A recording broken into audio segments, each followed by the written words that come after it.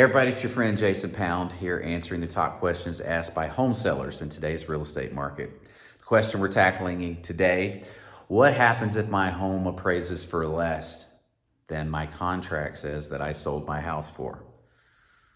Well, one response, pat your realtor on the back.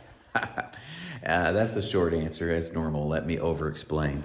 The reason I say pat your realtor on the back is they just sold your house for more than it's actually worth. I don't know that a realtor can do any better job than that right there. Pat them on the back and buy them a steak dinner. Realize that there are three main reasons that your home may not meet appraisal. The first one is market lag. When markets are shifting, it's very rare for a market to remain stable for a long period of time. We were in a balanced market for around 6 months at the tail end of 2025. As we've moved into 2026, we've moved into a buyer's market. During the COVID years, we were in a seller's market. Markets constantly shift and change. Appraisers are forced to use previous sales, known as comparables. So when they're appraising your house, they are trying to find 2 to 5 houses that are similar to yours, and they are going to price your home similar to theirs. And what you find is in markets that are heating up, the prices are rising. You'll find that buyers are willing to pay more for a house than bank appraisers are willing to appraise the house for. And on the flip side, once you go into like where we are right now in a buyer's market, as prices have stabilized or even gone down a little bit, you'll find appraisers, because they're looking at past sales, are willing to appraise the property for higher than buyers are actually willing to appraise the property for. So market lag is the number one reason that you'll miss an appraisal. Number 2 is new technology. Think of solar panels going on the roof. Those can be quite expensive. On average, I've noticed solar panels are anywhere from $20,000 to $35,000 typically. And while they do add some value to the property, appraisers are not allowed to use that new technology unless they have similar properties with similar technology that have sold. So until you have a house that sells with solar panels and gives value for the solar panels, no appraiser has a comparable to use. So you're caught in this catch-22 with the new technology. And until the technology is no longer considered new, it's very hard to get an appraiser to justify a bump for the new technology on your house. Another technology that's kind of new right now, permanent architectural or permanent Christmas lighting.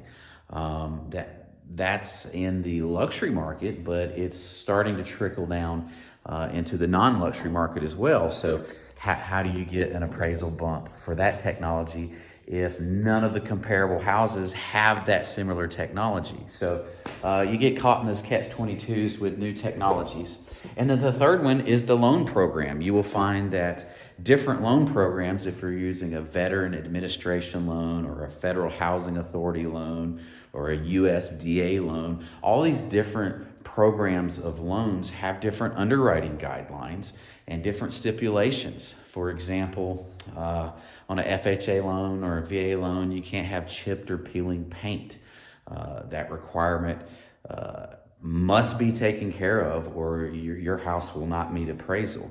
Whereas if you go with a conventional loan, you can have some chipped or peeling paint, you can have some missing flooring tiles, and you can still get your appraisal.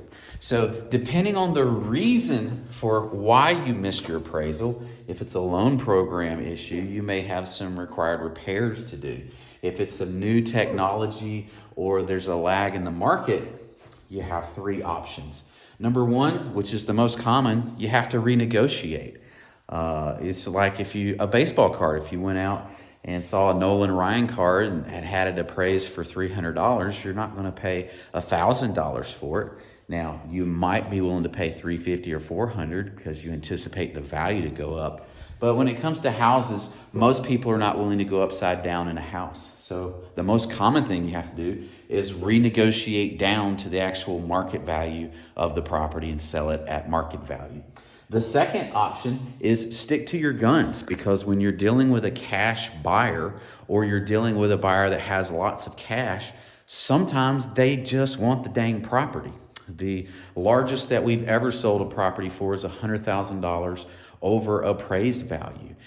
These people had been shopping, I think, for, I can't remember if it was 12 years or 15 years, and they wanted waterfront property, and they found the perfect house in the perfect location, and they were in a bidding war against 12 other folks, and they did not want to risk losing the property.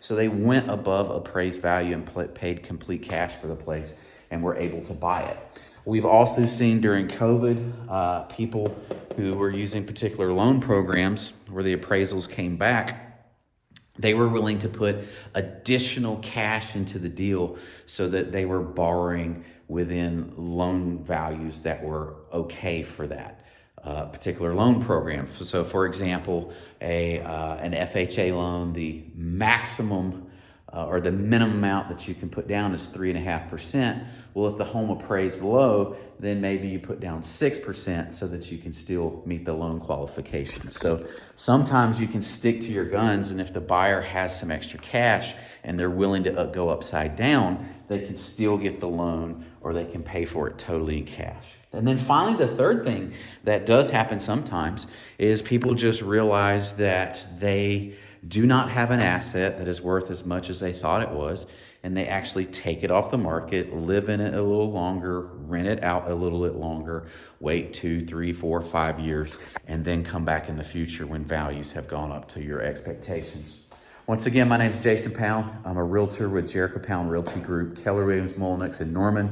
We service the entire Oklahoma City metro area with hyperlocal expertise in South Oklahoma City, more in Norman. If we can ever be of service, don't hesitate to reach out. Peace out. Have a great life.